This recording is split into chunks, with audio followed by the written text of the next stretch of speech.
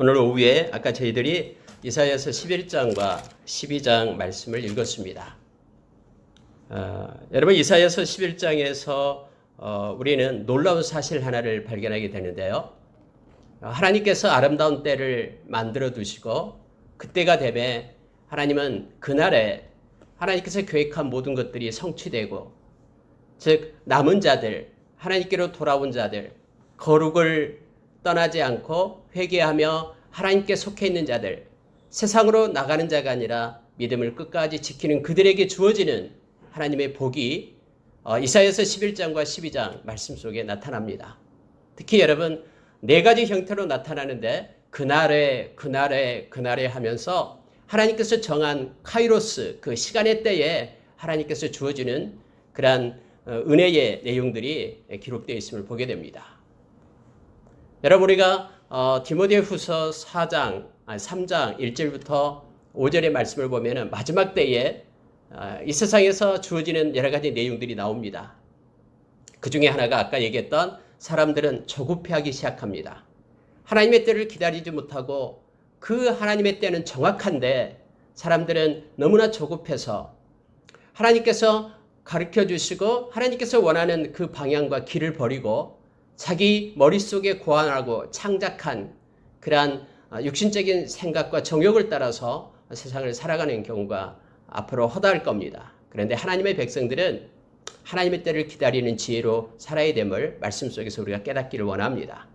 오늘 읽은 말씀 가운데 여러분 몇 가지를 보도록 하겠습니다. 그리고 기도하는 시간 갖겠습니다. 이사야서 11장 1절에 보니까요. 이새의 줄기에서 새싹이 나며 그 뿌리에서 한 가지가 나서 결실할 것이요 하면서요. 이새의 줄기에서 한 싹이 난다라고 얘기합니다. 여러분 이새의 아들이 바로 다윗입니다. 그런데 성경은요. 다윗의 줄기에서 한 싹이 난다라고 말하지 않고요. 이새의 줄기에서 한 싹이 난다라고 말합니다. 물론 그 싹은 메시아를 말합니다.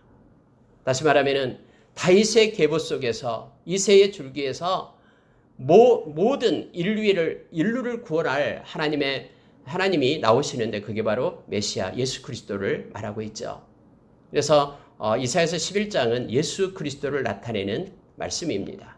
우리가 아까 찬양을 했듯이 예수님에 대한 찬양을 우리가 했습니다. 그 예수 그리스도가 예수님이 오시기 전 약 700년 전에 그 예언된 말씀대로 예수님은 오십니다. 그러면 예수님은 어떤 분인가를 미리 이사야 선지자를 통해서 우리에게 가르쳐 주는데요. 왜 이새의 줄기 이렇게 썼을까요? 이 말은요. 예수님은 다윗은 왕이었잖아요. 그런데 다윗의 아버지 이새는 초라하고 보잘것없는 그런 사람이었습니다. 예수님께서 이 땅에 오실 때에는요. 우리가 이미 알다시피 왕자로 오신 게 아니에요. 그 만왕의 왕 되신 예수님께서 이 땅에 오실 때에는 보잘것없고 초라한 마국간에 냄새나는 곳으로부터 오셨어요. 겸손으로 오신 예수 그리스도를 나타냅니다. 여러분 성경은요. 정말로 미묘합니다. 우리가 다윗의 줄기에서 예수님이 오셨다고 말하지 않고요. 이새의 줄기에서 왔다고 말하면서 예수님이 이 땅에 어떻게 오실 건가를 우리로 하여금 알게 합니다. 그런데 성경은 이렇게 말하고 있습니다. 자, 2절 보면은요. 그의 위에 여호와의 영 곧 지혜와 총명의 영이요 모략과 재능의 영이요 지식과 여호와를 경외하는 영이 강림하시리니 라고 말합니다. 예수 그리스도는 이 땅에 오실 때에 성령으로 오신 분임을 성경은 우리가 말해주고 있죠. 우리에게 말해주고 있죠. 아까 우리가 신앙 고백을 했듯이 말입니다. 성령, 즉 예수 그리스도의 영이 없으면은 그는 그리스도인이 아니다라고 로마서 8장 9절에서 우리에게 가르쳐줍니다. 예수를 믿는 진심으로 예수님을 영접한 저와 여러분은 우리 가운데 성령님이 계십니다. 근데 이 성령님은 바로 지혜의 영이라고 말합니다. 예수님과 함께 했던 예수님의 영이신 그 성령님은 오늘날 우리와 함께 하십니다. 고린도전서 3장 16절에서 이렇게 말합니다. 너희가 성전인 것을 알지 못하느냐. 너희 안에 성령이 계시는지를 너희가 깨닫지 못하느냐 하면서 하나님을 믿는 백성들, 저와 여러분에게는 거룩한 영이신 성령님이 함께 하심을 우리에게 가르쳐 줍니다. 우리는 성령 안에서 구원의 날까지 인침을 받은 자입니다. 그래서 이사야서 4장 30절에서 우리에게 가르쳐 주죠. 너희는 성령을 근심하게 하지 말라라고 그래서 말합니다. 저와 여러분은 성령의 사람이고요. 예수님에게 이런 지혜의 영, 모략의 영, 지식의 영, 재능의 영, 하나님을 경외하는 영이 그와 함께 한다라고 이사야 선지자를 통해서 말씀을 했습니다. 예수님은 성령으로 잉태하신 분이고요. 특히 여러분 예수님을 나타낼 때요. 3절에서 이렇게 말합니다. 그가 여호와를 경외함으로 즐거움을 삼을 것이며. 여러분 정말로 여러분은 하나님을 경외하고 있습니까? 하나님을 경외하는 것을 즐거움으로 삼고 있습니까? 예수님이 그랬거든요. 예수님은 요한복음 4장 34절에서 나에게는 양식이 있다고 말합니다. 나에게 있는 양식은 어떤 양식이냐면 아버지의 뜻을 행하되 온전히 행하는 것이 나의 양식이다 라고 말하면서 아버지의 뜻인 십자가에서 당신의 생명을 놓고 우리의 생명을 살리신 분이 예수님이었음을 우리는 너무나 잘 압니다. 죽기까지 충성하신 분이 예수님이십니다. 하나님이 경외하는 것을 나의 즐거움으로 삼는 것. 여러분 구약 속에 나타나는 것 중에 가장 그 말씀의 핵심을 꼽아라 그러면 뭐냐면 하나님을 경외하는 것입니다. 하나님을 믿는 백성으로 하여금 하나님 경외하기를 배우고 가르치라라고 얘기합니다. 여러분 하나님을 경외한다라는 것이 그 지혜와 지식의 근본임을 잠언서는 우리에게 가르쳐줍니다. 시편 25편에서는 하나님을 경외하는 자에게 주시겠다는 약속이 있습니다. 내가 너희 인생의 길을 지도하리라. 하나님 우리의 인생을 책임지고 경외하는 자들이 인생을 인도하신다고 말합니다. 또한 내가 너희에게 평강을 주리라. 하나님을 경외하는 자에게 하나님께서 우리의 마음과 우리의 생각 속에 하나님의 평강을 뿌려준다고 말합니다. 예수님께서도 역시 요한복음 14장 27절에서 나의 평강을 너에게 준다. 내가 주는 평강은 세상에 주는 모조품 평강과는 다르다라고 우리에게 말씀하시면서 예수님이 평강의 왕이 되심을 성경은 가르쳐주고 있죠. 또한 여러분 하나님을 경외하는 자에게는 하나님이 주시는 친밀함이 있다고 말합니다. 친밀함을 주겠다. 내적인 교통을 주겠다고 말합니다. 하나님의 마음을 우리에게 부어주고 하나님의 위로와 하나님의 소망을 우리 가운데 주신다고 말합니다. 여러분 우리가 이 세상에서 하나님을 경외하는 자로 서기를 원합니다. 경외하다라는 것은 그분을 두려워하고 사랑한다라는 뜻입니다. 여러분 예수님께서요 바로 이게 싹으로 이세의 싹으로 오시는데 그 예수님은 하나님 경외하기를 기뻐하는 자, 즐거워하는 자였음을 즐거움으로 삼을 것임을 성경은 말해주고 있습니다.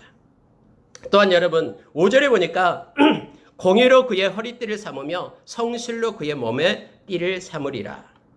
공의와 성실입니다.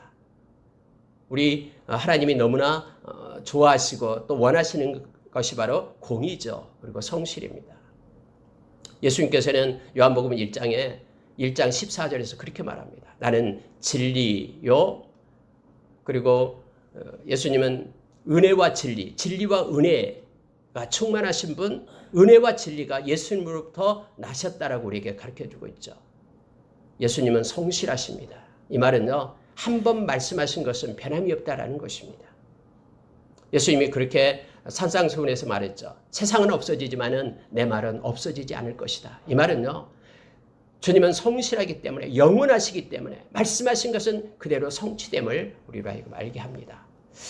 여러분 이사야를 통해서요, 이처럼 하나님의 때에 이 땅에 메시아가 나실 것인데 그 메시아 그분은 공의를 가지고 행하고 성실히 행할 것이고 지혜의 영이 부어진 바 되고 하나님을 경외하는 것을 즐거움으로 삼는 메시아가 나오게 될 것이다 라고 지금 말하고 있는 것입니다. 이사야 예언대로 예수님 때 이것이 성취되었음을 우리는 잘 압니다. 그러면서 여러분 6절부터 9절의 말씀 속에서는 우리가 어렸을 때 복음성가도 불렀던 기억이 납니다. 뭐 독사굴에 아이들이 손 놓고 장난쳐도 물지 않는 그때가 오리라라고 하는 그 찬양 있잖아요. 어렸을 때 불렀던 게 기억이 납니다. 그 내용이 여러분 6절부터 9절의 내용이 나옵니다. 예수님이 오심으로 인하여 하늘의 무스테리온 이 비밀이 나타나게 되는데요. 세상이 상상할 수 없는 그런 비밀이 나타난다고 말하는 것을 지금 표현하는 거예요. 독사굴에 아이가 손 넣어도 독사가 물지 않는 그런 이 세상의 논리와 가치와는 전혀 다른 예수님으로 인하여 구원의 사역이 이루어지고 있음을 지금 말하고 있습니다. 여러분 실제 그렇습니다. 예수 안에 있게 될 때요, 우리의 신분이 바꿔집니다. 우리는 이 세상에 속한 자가 아니라 하나님께 속한 자로서 하나님 나라의 그런 자녀의 신분으로 바꿔지는 거예요. 놀라운 일들이 우리 가운데 일어나게 됩니다. 모든 것이 합력해서 예수 안에서 합력해서 선을 이루는 그런 내용들이 나타나게 됩니다. 여러분 에베소서 1장을 보시기 바랍니다. 예수 안에서 땅에 있는 것과 하늘에 있는 것들이 서로 통합되고 통일되는 그런 역사가 나타남을 알게 합니다. 예수님께 우리가 빌립보서 2장에서도 하늘에 있는 것, 땅에 있는 것, 바다에 있는 모든 생물이 그의 앞에 무릎을 꿇는다라고 얘기합니다. 저와 여러분요, 예수 안에서 놀라운 일들을 보게 될 것입니다.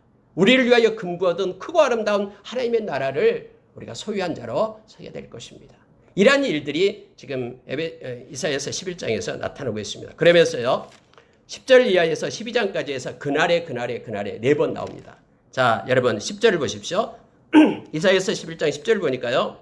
그날에 이새의 뿌리에서 한 싹이 나서 만민의 기치로 설 것이요 열방이 그에게로 돌아오리니 그가 거한 곳이 영화로우리라. 그날에 주께서 다시 그의 손을 펴사 그 남은 백성을 아수르와 애국과 바드로스와 구스와 엘람과 시날과 하맛과 바닷섬들에서 돌아오게 하실 것이라. 여러분 그날에요. 어떤 현상이 나타나냐면 모든 열방에 흩어진 하나님의 백성들이 하나님께로 돌아오는 일이 있다라고 얘기합니다. 예수 그리스도가 이 땅에 오셨을 때 그리고 생명의 복음이 예루살렘에서 시작해서 모든 유대와 사마리아와 땅끝까지 이르러 증거될 때에 열방의 하나님의 백성들이 하나님께로 돌아오는 일이 있다라고 이사야 선지자를 통해서 말하고 있는 거예요. 여러분 이것은 놀라운 일이에요. 그때 당시요 이스라엘 백성만 선민으로서 하나님의 백성이라고 생각했어요. 열방의 모든 이방인들이 하나님의 백성이 될 것이다라고는 상상도 못했던 일들이에요. 그런데 예수 그리스도의 복음이 예수 그리스도 이 땅에 오시고요. 그 예수님의 그 복음이 예루살렘에 시작해서 열방 곳곳에 이제는 전파되기 시작하죠. 그리고 저와 여러분까지 온 거예요. 생명의 물줄기가 여기까지 온 거예요. 이사야를 통해서 예언했던 말씀이 저와 여러분에까지 온 거예요. 앞으로도 여러분 세계 열방 곳곳에 생명의 말씀이 증거돼요. 이것을 위하여 선교사들이 지금 5대양 6대조에서 나가서 하나님의 말씀을 전하고 있어요. 문화 환경이 다르고요. 언어 장벽이 있고 해도 하나님의 말씀 들고 가는 거예요. 왜요? 마지막 우리가 마태복음 24장 14절에서 천국 복음이 모든 민족에게 증언되어야 그제야 끝이 오리라라고 말했기 때문에 그래요. 이사야 선생의 예언처럼요. 예수님을 통해서 생명 얻는 그런 역사가 열방에 지금 증거되고 있습니다. 우리나라에서도 약 3만여 선교사가 파송되고 있음을 우리는 잘 압니다. 자 여러분 12절 보니까 이렇게 말합니다. 여호와께서 열방을 향하여 기치를 세우시고 이스라엘의 쫓긴 자들을 모으시며 땅 사방에서 유다의 흩어진 자들을 모으시리니 하나님의 간섭을 말합니다. 하나님은 당신의 백성들을 모으기 시작합니다. 여러분 성경 신명기서 32장에 보면은요 이런 말씀이 있습니다. 하늘가에 있다 할지라도 거기서부터 회개하면은 내가 거기서부터 너희들을 인도하기 시작하리라. 모으기 시작한다라고 얘기합니다. 지금은 모으는 역사가 있는 때입니다. 하나님이 곳곳에서 말씀으로 돌아오는 자들을 하나님은 세우시고 당신의 백성으로 인도하고 있음을 보게 됩니다. 저와 여러분이 그러한 통로의 역할, 하나님의 일하심에 우리가 참여하는 자로 우리가 서기를 원합니다. 자, 16절 내려가니까요. 그의 남아있는 백성 곧 아수르에서 남은 자들을 위하여 큰 길이 있게 하시되 이스라엘 애굽 땅에서 나오던 때와 같게 하시리라. 하나님께서는 남은 자를 말합니다. 남은 자 사상을 얘기하고 있습니다. 여러분 남은 자라는 것은요. 결국은 하나님께 회개하고 돌아오는 자를 얘기합니다. 마지막 때에 하나님께 속한 자, 거룩한 자로 선 것을 말하고 있죠. 마치 애굽 땅에서 이스라엘 백성이 나오듯이 마지막 때는요. 큰 대로를 열어서 예수 믿는 즉 하나님의 백성, 회개하고 돌아오는 하나님의 백성을 세우시겠다라고 이사야를 통해서 우리에게 약속해 주시고 지금이 바로 그때임을 성경은 말해주고 있습니다. 여러분 12장으로 넘어가서요. 자, 두 가지만 말하고 마칠게요. 그날에라고 1절에 말하고 있죠.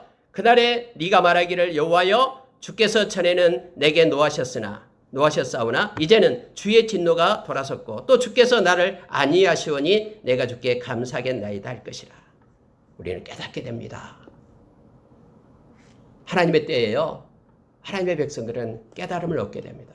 지금까지는 잘 몰랐어요. 하나님 왜 나에게 이런 고난을 줍니까? 이렇게 힘듭니까? 하면서 우리에게는 감사가 없었는데요. 하나님의 때예요. 하나님께서는 우리로 하여금 깨닫게 해서 모든 이들이 하나님 앞에 감사하게 된다라고 말합니다. 여러분, 저는 고린도전서 13장 12절의 말씀을 굉장히 좋아합니다. 거기에 보면은요, 마지막 때에는 우리의 지식이 온전해진다라고 말합니다. 여러분 생각해 보십시오. 우리의 지식이 온전해지기 시작하면 어떤 현상이 나타날까요? 내가 지금까지 이해할 수 없고 깨달을 수 없었던 나의 인생의 굴곡진 모든 것들이요, 주 안에서 다 해석이 되는 거예요. 누가 나를 위하여 지금까지 기도해 왔고 내가 왜 예수를 믿게 됐는가, 그 과정들이 다 알게 되는 거예요. 온전해져서. 정말로 예수 그리스도가 십자가에서 나를 위하여 죽으셨다는 그 사실이 깊이 있게 내가 깨닫게 되는 거예요. 그러면 우리는요, 우리 주님 앞에 감사할 수밖에 없어요.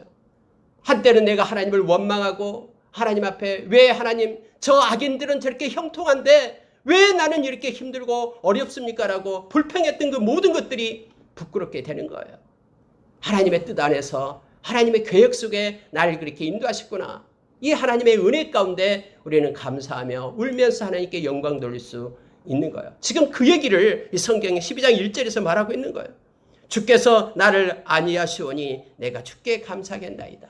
모든 것들이 주님의 그 위로와 주님의 인도하심 속에 있었다고 깨닫게 되니까 하나님께 감사할 수밖에 없는 그러한 우리의 모습이 있게 됨을 알게 됩니다. 여러분, 우리가 천국 가서도 동일하다 그러죠. 천국에 가서요, 지금 우리가 상상할 수 없는 것이 그곳이다라고 말하죠. 이곳을 위하여 나를 이곳에 있게 했던, 이곳에 오게 했던 그것이 너무나 감사해서 하나님께 영광 돌리고 찬양밖에 없다라고 성경은 말하고 있습니다. 여러분 2절 한번 보세요. 12장 2절에 보라, 하나님은 나의 구원이시라. 내가 신뢰하고 두려움이 없으리니 주 여호와는 나의 힘이시며 나의 노래시며 나의 구원이십니다. 하나님은 나의 힘이시여 하나님은 나의 노래이시며 나의 구원입니다. 라는 찬양이 우리의 입가에, 우리의 마음속에 흘러 넘치는 때가 우리 가운데 있을 겁니다. 정말로 감사해서 노래가 있고 또 하나님께 고백하는 구원이다라고 고백하고 나의 힘이 하나님이었다라고 고백하는 그때가 있게 됨을 성경은 가르쳐 줍니다. 그러므로 3절에 너희가 기쁨으로 구원의 우물들에서 물을 기르리로다.